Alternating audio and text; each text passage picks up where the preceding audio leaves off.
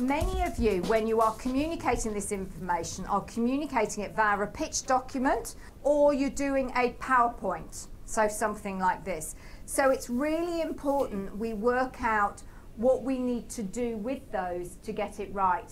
So the pitch documents, do's or don'ts, let's just capture them. If you're walking somebody through a pitch document, what's best practice?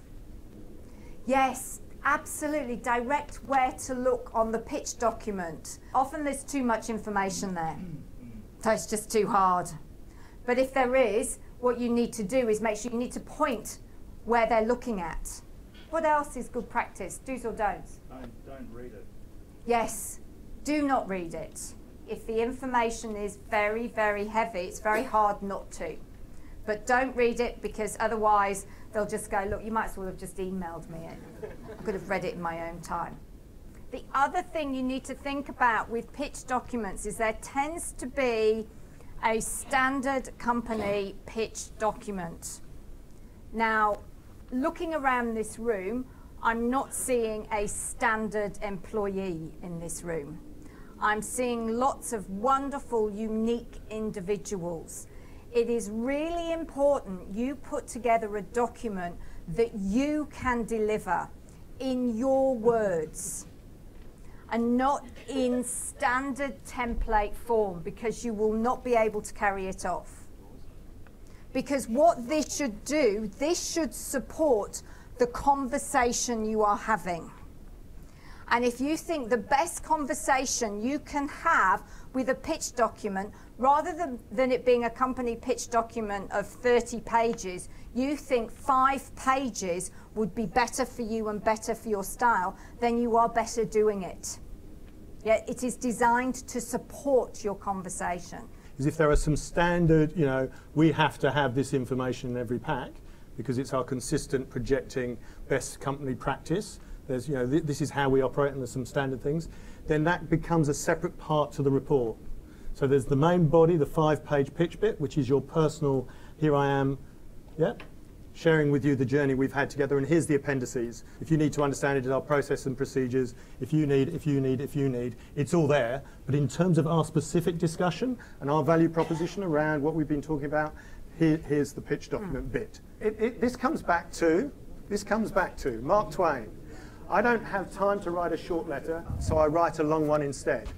I don't have time to write a short proposal, so I write a long one instead. It's so much easier for me to drag and drop from the shared server, from an existing document, than for me to think carefully about what's going to close this deal? Why might they buy? What's the one little thing that I have to say that means they'll go ahead on this $100,000 deal?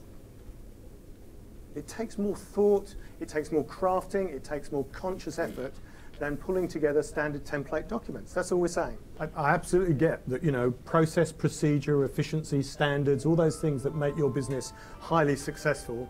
I'm not making any suggestion you should get rid of those at all. No. We're suggesting how you communicate to somebody such that they would choose to buy from you. How could we make it easy for them to realize that a decision to buy from you is the obvious only decision I should make? And I think in this area of communication, less is more. Like you've always got the detail. If somebody says, yeah, but how did you get to that number? You've got the detail. Yeah, but why do you think that's what you can do for us? You've got the detail. But in terms of, this is what 6 months has come to. Here it is, 5 words on a piece of paper. That's what it's about. So very quickly, PowerPoint, the do's and don'ts when you're standing up here doing PowerPoint.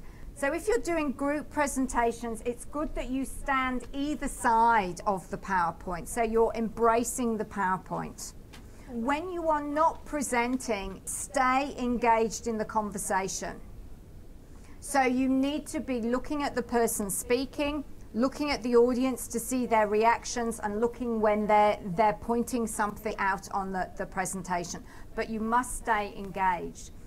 When you are talking to the PowerPoint, you need to guide the person as to where they need to be looking. So you might say you're a bit like the weather person. You're not actually going to be touching the screen, but you're doing virtual pointing.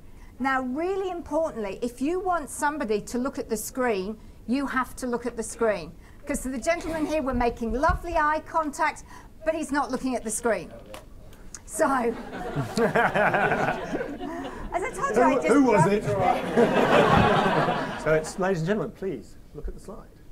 And so by the fact that I bring my hand to my eyes and I take my eyes and my hand to where I want you to look, you all follow the eyes and go to the slide. So once I've got you there, I can now look back at you because you're there. All of the slides should have a key takeout along the bottom. That key takeout is spelling out what the benefits are to your audience with this information. But it's not just restating the numbers. It means what does this mean and spell out the benefits to the audience.